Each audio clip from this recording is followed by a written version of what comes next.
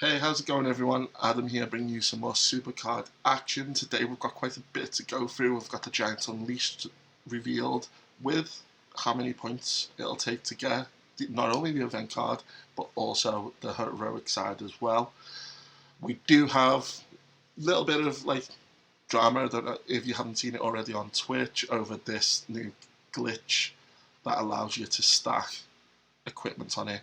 People have known about it for a while, but there's been a bit of abuse, should we say, of the glitch that's caused a bit of drama today. So we'll go into that. We do have our Wild Wednesday to do, and we'll check out what's in the store. So let's get to it.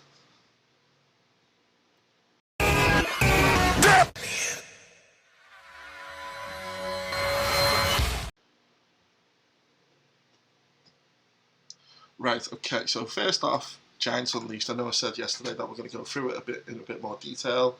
I'm going to show you how I work out and play Giants Unleashed, essentially, especially now because the points are large, they're bigger than before. It's going to take a little bit longer to grind through. It might not be as easy as we once thought, but, you know, I enjoy the mode, so I'm happy. Hey everyone, as always, just as we're about to post the video, SuperCard tweeted out new information, so I thought it was important to readjust this part, as I thought it would be too late by the time the next video comes out. So on the screen is the brand new points that they're going to fit the game to. It's a lot lower than what we had currently in the game, and potentially making the event that much easier. But yeah, I thought it was important to get that out there now rather than wait till later. So enjoy the rest of the video and don't forget to subscribe. We have Angel Garza at Elemental, Jordan Devlin, WrestleMania 36, and Kofi Kingston, Royal Rumble. I don't know what the other prizes are below. I can't see them. I haven't seen anyone post them yet. So as soon as I know them, I'll let people know, but people can check the game and it'll show them. For the heroic side, right, so here we have the leaked heroic scores. So 76.3 million, sorry, will get you that Ray equipment, which does take up the WrestleMania 36 slot. We still get an Elemental Superstar from the heroic side because of this.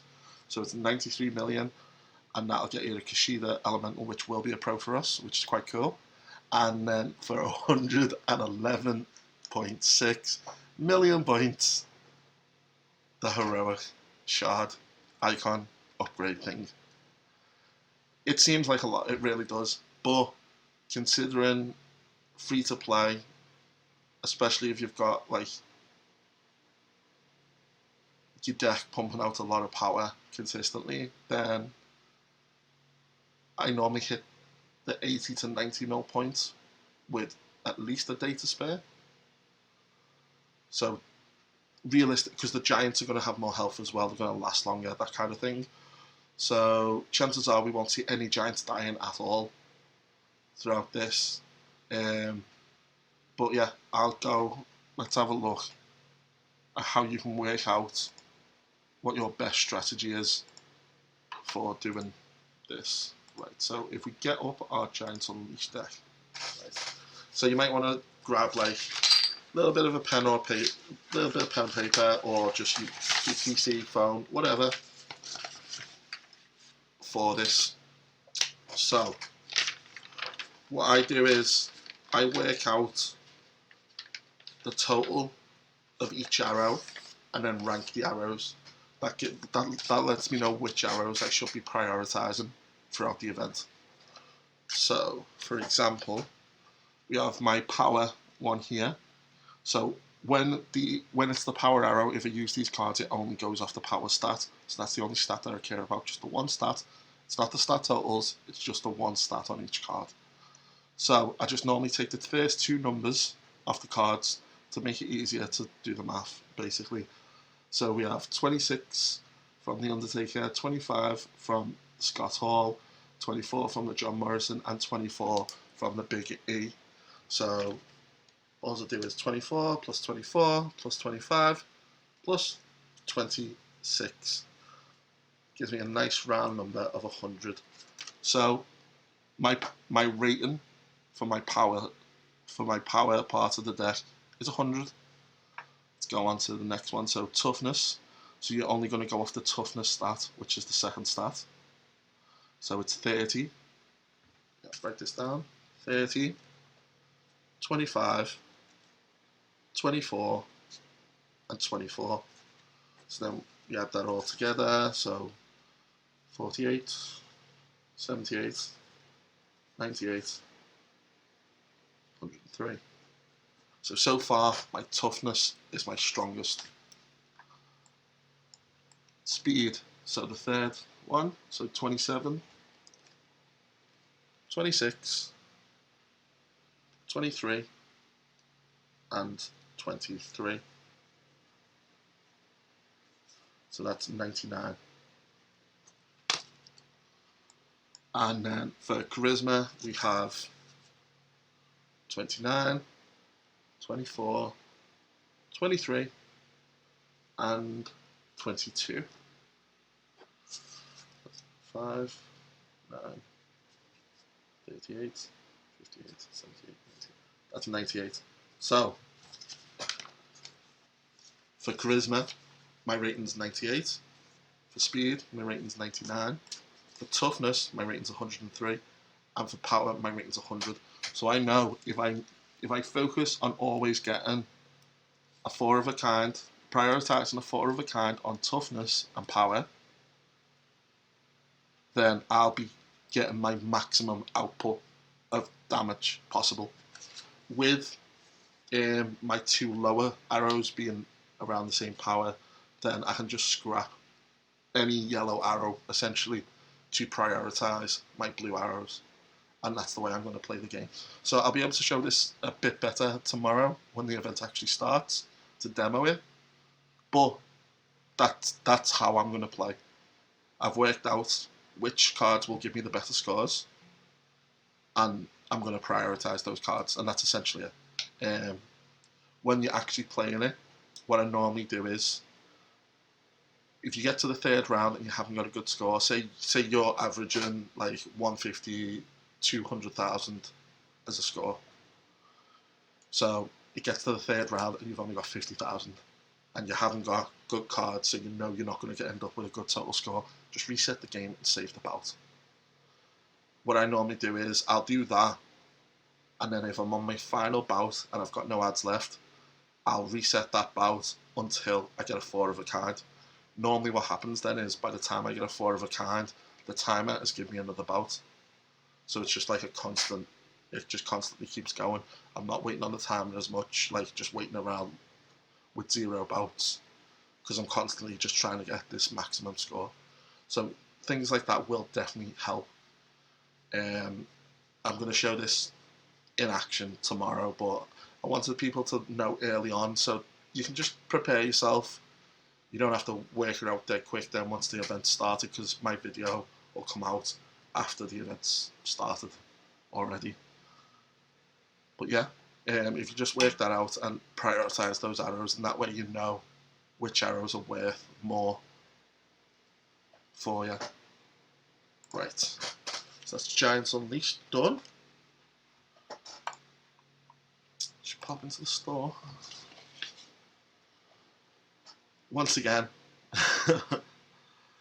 broken record, don't bother. NXT Notables, 5 NXT Superstars from Elemental down to Gothic, 600 credits. Up and comer, 1 Superstar from Elemental to Gothic for 150 credits. The fact that the Another Shot, it is the Another Shot pack exists, where it's 200 credits for like 5 Superstars. The fact that that pack exists means that this pack is absolutely worthless. So yeah, wouldn't even bother with that. And then the women's division. With there being no female events at the moment, I wouldn't see this as a priority. If your females are the reason why you're not in Elemental and you will miss out on the event card, I'd definitely go for this pack just as a last minute like boost to try and get into Elemental tier so that you're not locked out of the event. because once Giants Unleashed starts, it locks down the rewards. Even if your tier goes up, your rewards won't change. So this will be good for some people who are just missing that 1 or 2 females to just bump them up to the elemental tier. Right.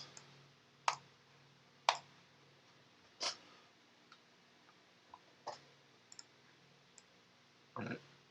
100 picks off the draft board, 10 resets, 10 undefeated in Game of Wild, and win consecutive games in Wild 5 times. Is it changed? Is this changed, or is this just a new... Oh, it's just a new cover. So now we can get Elemental. That's cool. We can get Elemental support in this. Looking forward to that. And then Wild Wednesday is 3 Vanguard to Elemental. So realistically, it's all males, but realistically you could get 3 Elemental cards from a Wild Wednesday. I doubt it's ever going to happen, but, you know, the chance is there. Right. So, as usual, we're going to use our editing magic to have Wild Wednesday done in 3, 2, 1. Whoa, it's like magic. It's as if 45 minutes did not just happen. Right, let's open these up, see what we get. Why now?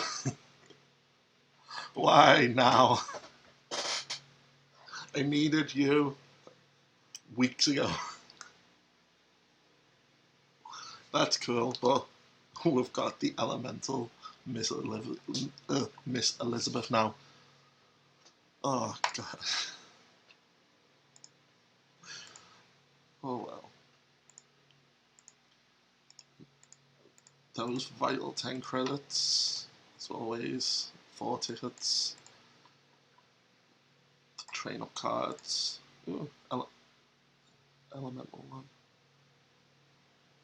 I haven't looked at it properly before. I didn't realise, like, on the black behind the writing, it's got, like, it's crystallised. I'm loving the new cards. Like, the attention to detail on the Elemental cards is really nice. At first I thought it'd be one of those tiers where, yeah, it looks pretty at first and then you kind of get sick of it, but every time I see the cards now I notice something different. Right, let's see what we get. Boom. King Corbin, Finn Balor, Johnny Gargano. Oh God, that was not worth it. Before we get into it all, I just wanted to preface all this with, this is mainly about JB because he is the highlight of the day. It's the most recent thing to happen. He's not the first one to do this. He's not the last one to do this. But in all honesty, I have nothing against JB. I think I say it at some point during the video, but I just wanted to make it absolutely clear. I enjoy his content. I have for years. He's one of the reasons why I decided to go with SuperCard for I could have picked any game to make content about, but I picked SuperCard, and JB was one of the reasons behind that.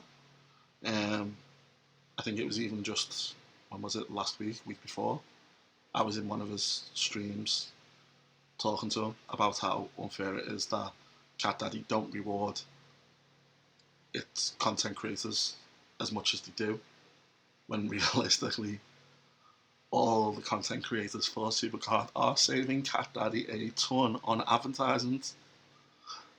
So yeah, it's like, I don't want anyone to take this the wrong way as if it's an attack, but I think it's something that needs to be looked at and addressed. And everyone likes a nice little sip of tea, don't they?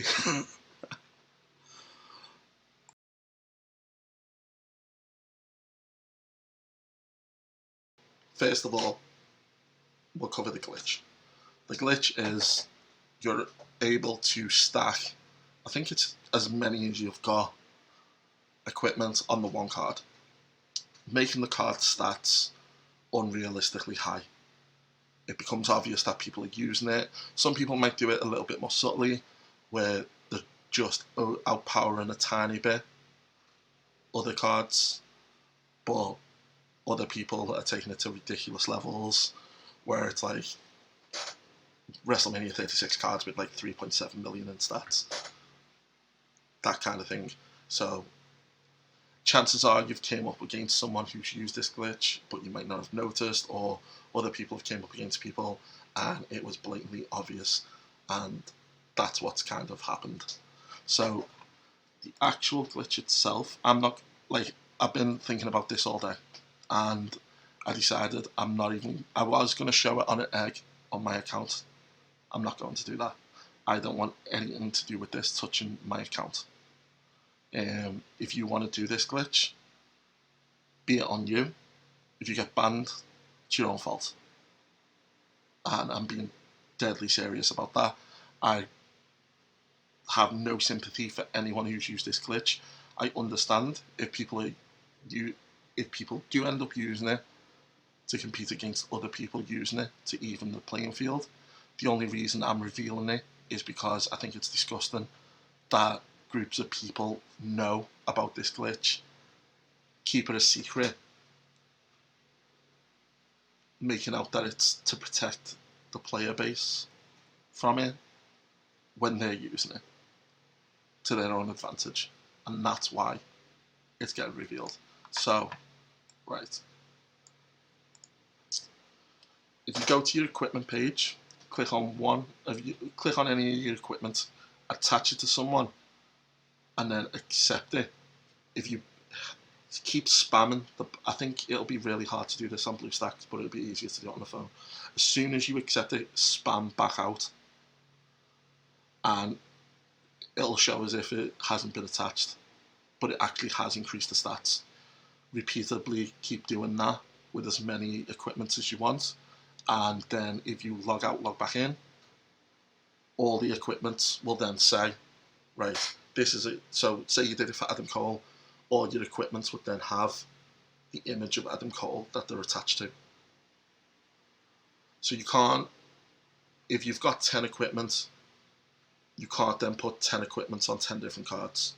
You'd be able to put like 10 equipment on one card, or 2 on each card, like 2 on 5 cards, that kind of thing. So one equipment cannot be equipped to multiple cards, but multiple equipments can be equipped to the same card, right? So that's it. That's the glitch. If you want a demo of it, go on Twitter, go on YouTube, find it that way.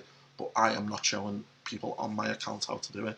I haven't got a spare account with equipment to show it, and I'm not letting it touch my account. Simple as. Right. So why did this all come about?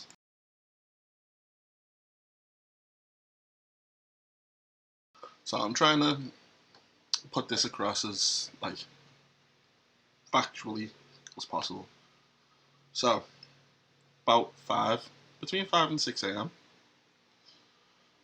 JB's active on Twitter, whatever, so he's awake, playing the game, decides to check the glitch that he previously reported to Cat Daddy about 2 weeks prior, in which he'd had no known response about, because he thought it might have been fixed.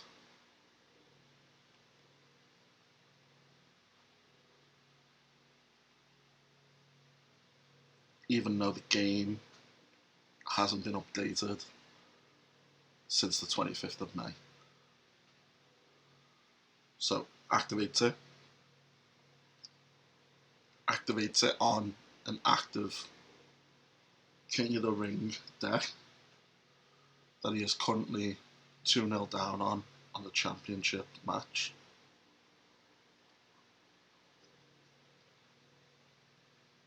Then forgets to turn it off. Then at about 10 a.m. makes a post on Twitter, poll, trying to gauge the opinions of people on Twitter, gets called out for using the glitch, deletes the thread, then at 11 AM sends the details of the glitch again to Cat Daddy, and then at, what was it, 12? Yeah, 12, about noonish, made a big post clarifying how he hadn't cheated, he was testing the glitch.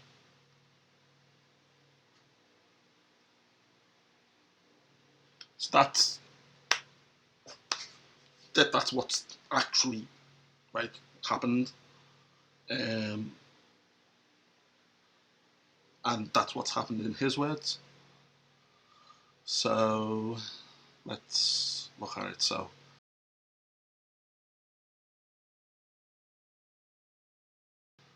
first mistake, touching it at all. You haven't had a response from Cat Daddy about it, and the game hasn't been updated. So there's no, in what reality would it be fixed? A fix hasn't been applied because the game hasn't updated, and you haven't had a response about the original time that you brought it up. So why would it be fixed? But you know, go out your way, Good Samaritan and all that. You check it. Make the mistake of using it on an active deck that you so happen to be losing the match for. You then make the mistake of leaving it active and forgetting about it. Very forgetful. You also make the mistake of forgetting to send the information to Cat Daddy that you gained at about 5 or 6 AM until 11 AM.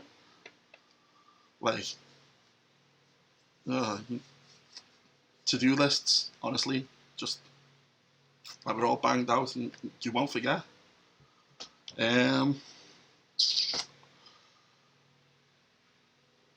So yeah, forgets to turn it off, forgets to send the email to Cat Daddy, then gets called out, makes a thread unrelated to it, gets called out, I'm guessing what, accidentally deletes that thread.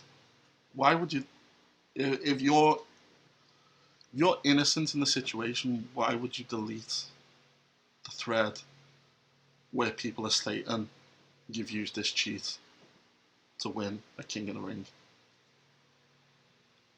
Because at that point, all it appears to an outside perspective is you're trying to hide the situation.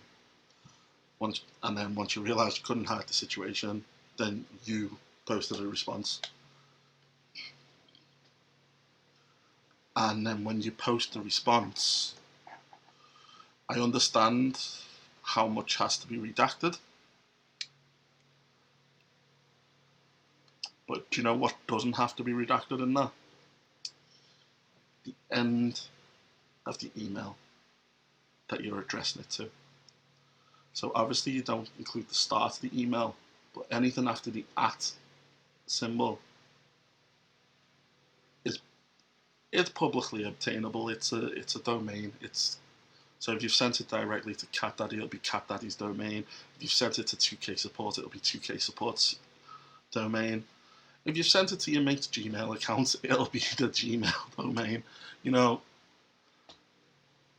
From looking, I gave him the benefit of the doubt with the thread, with the email thread being real, but looking at it, what's it got? It's got an email from the end of May saying about the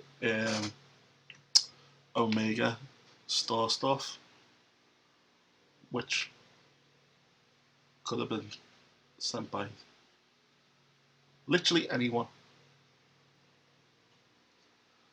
But regardless of that, looking closer at the email thread as well, I find it funny that you've redacted what the glitch actually is, even though you did it. Everyone knows you did it, everyone knows what it is. So the sensitive information that you're redacting is kind of almost trying to, it's almost as if it's trying to mask, like, well, it wasn't that bad what it did. Like, you know, it's trying to mask the severity, essentially. Like, to be honest with you, chances are the email thread's real. It's just, when you line everything up in the timeline, it's very hard to not call it out as just trying to cover your back for cheating. Like, if you cheated, you got caught, just hold your hands up and say you did it, and sit down and accept that people aren't going to like you because you cheated. Simple as, that's all you have to do. But it is what it is. Done. I'm done.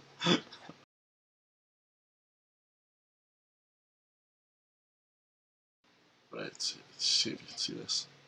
So, as you can see, this morning, JB posted, innocent little poll, what do you want in the future of the game, something about a reset, stat squish, or a brand new game, SuperCard 2, whatever. Fine.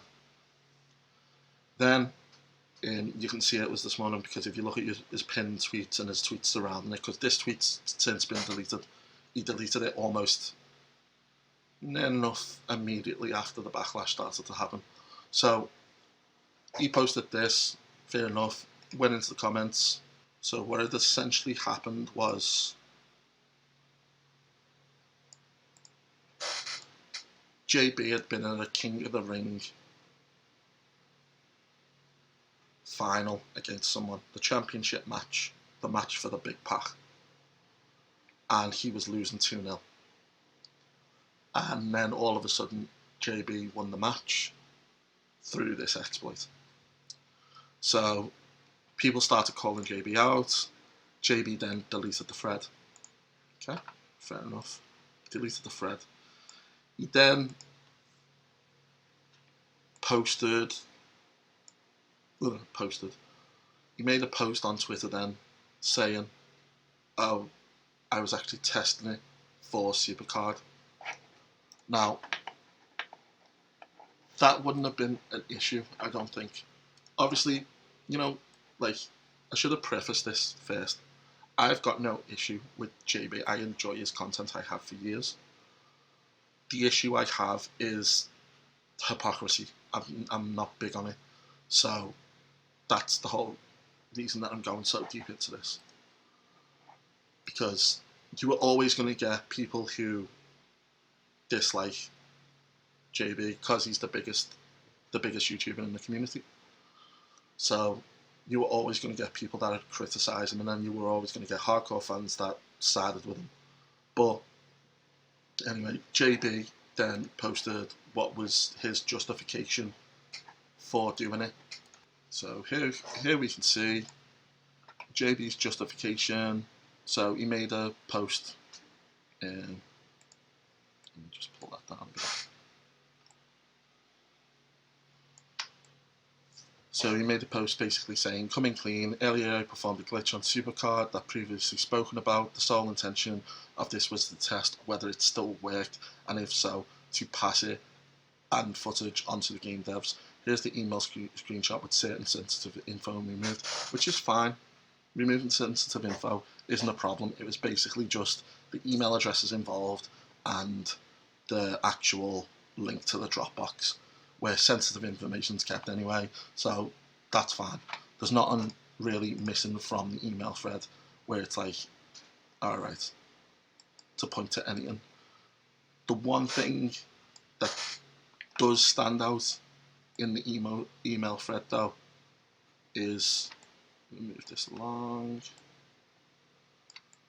the timeline. So JB sent this email at 11:04. if we look at the original, so the original thread where all the kickoffs started, so he sent the email at 11:04. The original thread calling him out was at 10 a.m. So obviously he'd done the glitch. The glitch had then been active for 4 hours in the game for him to win the championship. He then made a post on Twitter, and then people called him out after learning about this fact.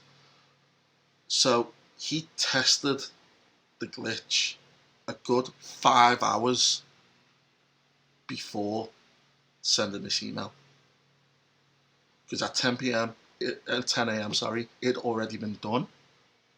So I can understand an hour to gather footage, an hour to put together an email, an hour to, like, you know, it'll take, yeah, I'd give that, that's reasonable, about an hour to throw something in a Dropbox, establish an email, you know, clip the clips and all that.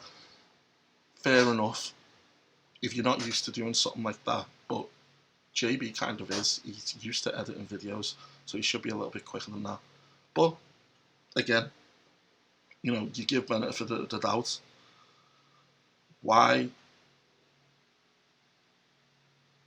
do it on a King of the Ring team? If you're going to test something, why not just test it on an egg? Or a card that's not in any active decks? So that kind of, it's all these points kind of keep stacking up against his defense. Because to be honest with you, the previous email that he sent in that thread notifies them of the glitch, and that was sent on June 1st. And from the thread that he's shown, he's had no reply. Now, I'm a tester for a living. I test games as my day job. If I haven't had notification that a bug has been fixed by a developer, I've got no reason to check it again. Unless I notice something that's made it worse, or there's other contributing bugs adding to it. But that's not the case here. He's just trying to in his own defense, he was trying to verify if it was still there. That's not his job. That's not, like, there was no, despite how much you can sprinkle it with good intentions, realistically there was no reason to even attempt it. Never mind do it on an active competing team in a match that you so happen to be losing at that time. So the timeline's a bit, like, the timeline definitely goes against the defense. If you're testing a bug, why would it take you 5 hours to notify them that you've tested it? Because you can see the results immediately. You then left it active in a four hours of matches to win a King of the Ring. You then waited another hour to send the email, and that was only once you started receiving backlash for using the glitch. So it doesn't look good at all. Like, this is such a, on what it appears like, no one's going to know for sure. No one's going to know for sure apart from JB. But when you put everything on the table, this appears like the most paper-thin defense going. Now, people since have been annoyed, and rightly so. Like, you've got someone who is held to a high standard within the community. Obviously, people can't always live up to these standards, and people do slip. People make mistakes, and that's fair enough. Like, I'll never, like, call out anyone for making a simple mistake. I've made mistakes. But at the same time, when I've made mistakes, I've either apologised or held my hand up and said, look, this was wrong, here's the correct information, you know, something along those lines. JB he held his hand up and said, yes, I did it, but here's this paper thin reason why. And I think that's what's got people the most. If he just held his hand up and said, look, I messed up, yes, I did this, and I'm sorry. Took his bump, just sat back down, you know, that would have been it. And I think people would have took that a lot better. But since then, throughout the day, it's just been spiraling and spiraling and spiraling. More people are getting annoyed, more people are getting wound up. People were already wound up, but a lot of people were wound up because of things that content creators like JB have been saying. Like, if you look back at people's videos over the past week since Elemental launched, all that's been incited is, oh, the game's on its arse, like it's going to pot. Basically, pull the emergency cord now, it's over.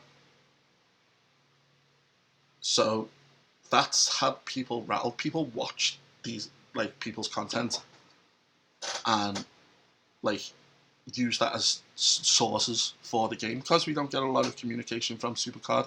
So people do watch YouTubers like JB and see that as a source of information for the game. So then when you have that main line of information saying, oh, the game's going to pot, then that gets people worried, because they've invested a lot of time, some people have invested a lot of money. That gets them in a bad headspace. And then to find out that that person that they hold to high regard within the community is cheating in the game, and cheating in ways that they've, in the past, judged people for. When this has been mentioned previously in videos, it was, oh, this is a terrible, terrible glitch, and people should be ashamed for cheating and stuff like that. And it's like, well, you're doing the exact same thing. So the amount of backlash should be expected. But then things have turned. So throughout the day, from JB's tweets, he started to play the victim card for backlash that he generated. He cheated. It's looking like he's lied about the reason why he cheated. Now, the only person that will ever be able to verify that is JD himself, so we'll never know. JB, sorry. So we'll never know if it's true or not, the motivation behind it. But at the end of the day, he did it. And instead of holding his hands up and just saying, yes, I did it, and it being the end of it, he tried to cover it, and it backfired. So instead of just accepting that, letting people be mad and moving on, he's now playing more of a victim mentality of, woe is me, people are sending hate to me. Yes, the people who are sending things that are too far are in the wrong, and it shouldn't happen. You shouldn't be sending hate to people. But criticising someone is not sending hate. Two distinct things, and a lot of the time, especially now on Twitter and that, people seem to just blur that line completely, and then as soon as someone says you're in the wrong, that counts as hate. And that's kind of a bit of what's happening right now. So I doubt anything more is going to come of this. SuperCard will be out of their mind to punish JB for this. He's the biggest content creator that makes content for their game. if they punish them, realistically, he'd stop making content for their game. I don't know what else he'd do, if he'd move on to other content or whatever, but if he did stop making SuperCard content, then realistically, that's a massive hit for them. Essentially, all of JB's views are free advertisements. All of my views are free advertisements. All of every content creator's views, as long as they're not like completely crapping on the game, but like realistically, it's all free advertisements. Like every video that someone makes on the game has a potential chance of generating a new player. So they would be insane to punish JB. But at the same time, it's more on, I don't know, like, it's more on a personality level. Like, essentially, JB's got the ability to decide his own punishment, and by the looks of it, he feels like by being criticised for half a day on Twitter, he's been punished enough. As he said, he'll be taking a break from Twitter. He'll only be posting links to his YouTube videos and letting people know when he's streaming, which will be interesting if people have no way of communicating with him apart from there. Obviously, his views will go up, but then also dislike ratios and the amount of people that he'd have to ban out of chat if he doesn't like what they're saying, kind of thing, is likely to go up as well. But yeah, I know that was quite long and a lot of information, but I felt it was worth talking about. It's literally like, it's news about like one of the biggest influencers in the community taking a step back, and also it kind of points out like,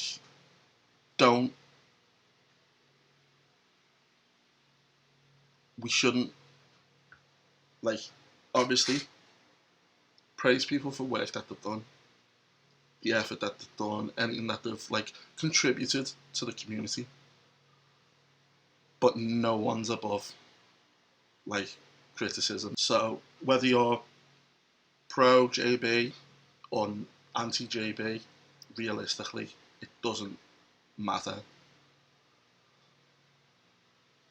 If you want to criticize someone, criticize them. Do not, under any circumstances, just send them generic hate. Like, there's no point to it. Like, what, you make someone feel bad? Is that your win for the day? Well done. Like, congratulations. So, yeah. I just wanted to talk about this because it does annoy me sometimes when people are kind of hypocrites about stuff, and it's been happening a lot in the SuperCard community lately, especially, like, we've saw it over the past couple of days, people saying, oh, the game's over with the stat thing, and then as soon as SuperCard address it, it's like, oh no, wait, actually this is the best thing that's happened to the game, whatever. Like, people are saying the game's pay to win when there isn't a pay to win aspect in Elemental Tier at the moment. Yeah, I don't even know what's in the video. It's just sad and pathetic. But yeah.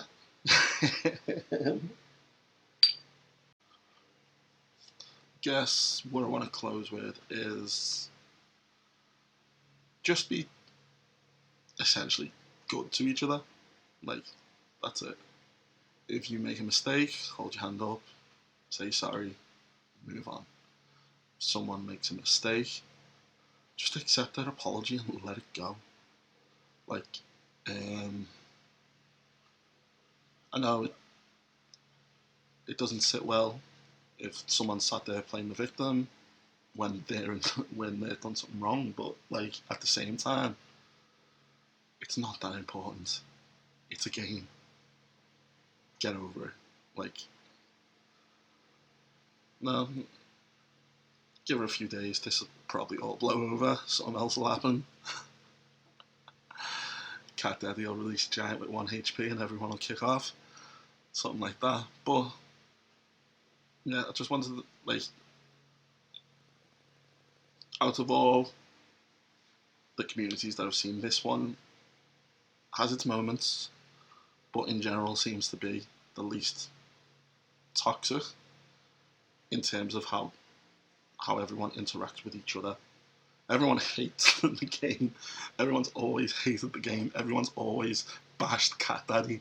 Even if Cat Daddy turned around and went, here's the best pack we've ever done and it's free, someone would find a reason to bash them. Like it'd be about time, or like too little too late, or something like that. Someone would find a reason to hate on them. And I think it's that unity that binds us all together. But the important point is, like, just own up to your own mistakes. Let people get on with things once they've admitted that they're wrong. Don't keep dragging up past things. Move on. It's not worth it. So yeah, this has been long. I don't know how I'm going to put it all together, but we'll see what happens. If you've liked the video, make sure to subscribe, and as always, stay safe, and I'll see you tomorrow. Bye.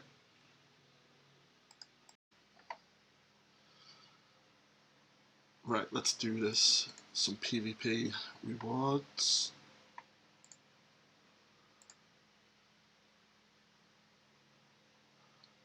So we'll get a PvP pack after this as well.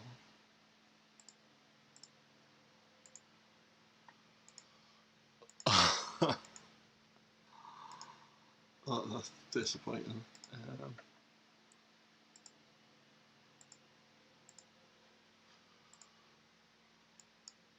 Wait, did we? Yeah, we did. We got our momentum slots. And now we got three. I thought we got 3 momentum slots. Oh well.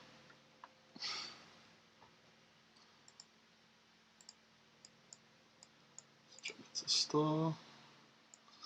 So, a chance or elemental WrestleMania 36 and Royal Rumble, and then 4 either WrestleMania 36 or Royal Rumble. Not really.